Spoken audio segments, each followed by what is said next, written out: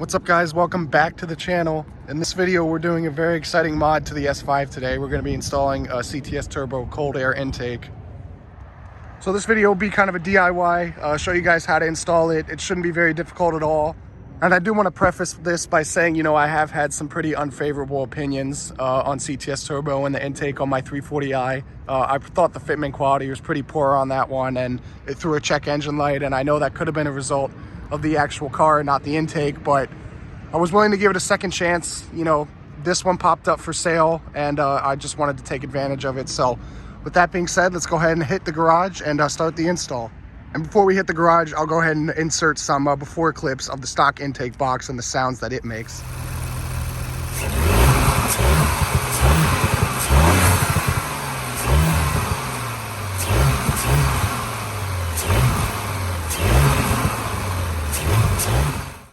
Okay, so here's what basically comes in the kit, guys. Obviously you have the cone filter, you have the intake hose here. This was pre-assembled. I bought this used, like I said, so it has the clamps already attached to it here.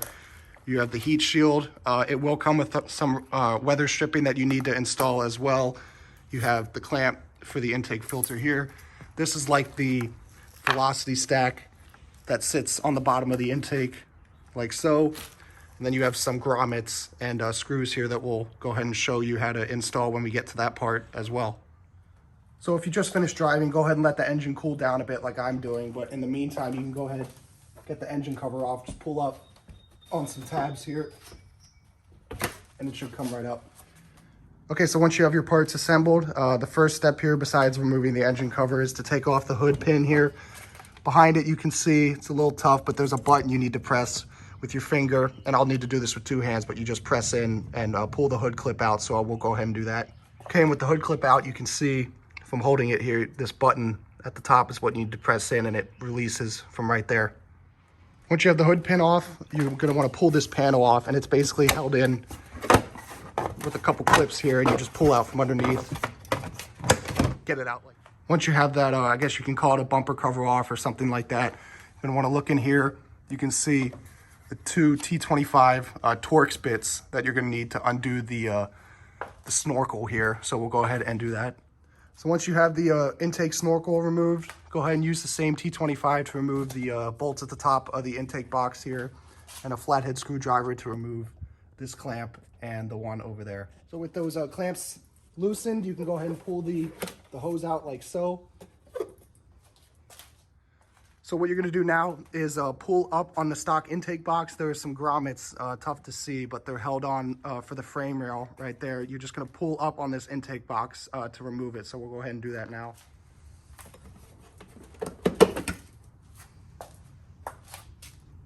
So the next step is actually going to be installing the heat shield. As you can see, this is the finished product here. I just basically took this bolt and rubber and black, thing here, and pushed it into the rubber grommet. It's tough to do with one hand, but like I said, this is the final product. And once you have both of the grommets set, you can see I've already started the process here, but you're gonna basically use the supplied nuts and attach it to the heat shield like so, and we'll go ahead and tighten that once we get it on the car.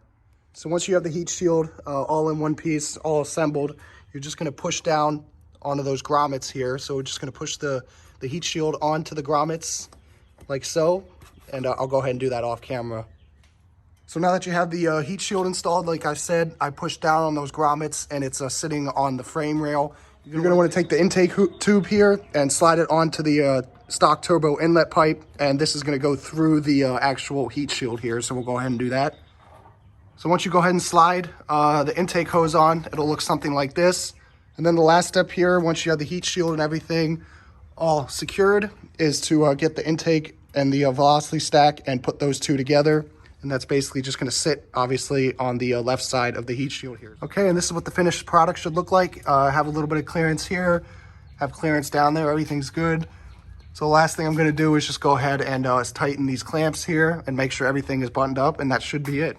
And once everything is all buttoned up with the clamps and everything, you're gonna wanna reinstall the intake snorkel. I've already done that here, and then you're just gonna wanna reuse the same T25 bolts and insert them there and there. Then the last thing is to install the, I guess the radiator bumper cover thing, and then the hood pin, and you're all set. Okay guys, it's the next day. The install is completed. I've had some more seat time with the intake, and in this part of the video, I just want to give you guys the sound clips and my final impressions. All right guys, well here's the final product. Like I was saying in the install part of the video, it was not that difficult. It really only took about 20 minutes with basic hand tools. I went through and double checked, make sure all the clearances and everything were good to go, and everything is held up for the past day or so, so all good there. And the fitment quality for this part is very good as well. I was pleasantly surprised, especially because this is one of the cheaper offerings on this platform. One quick note I would say is to make sure that you actually install this intake snorkel. I've seen a lot of people leave that off, and as you can see, it is functional. It does direct air into the intake cone there.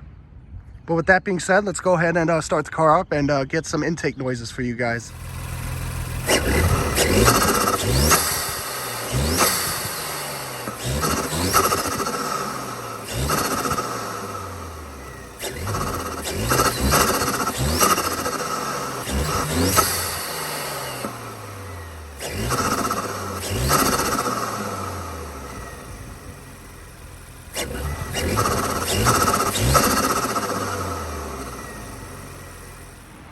All right guys, well that basically concludes this video. Hope you guys enjoyed it. If you did, please be sure to give it a big thumbs up and subscribe for more parts and modifications coming for the S5 very soon. I want to thank you again for watching, and I'll see you in the next one.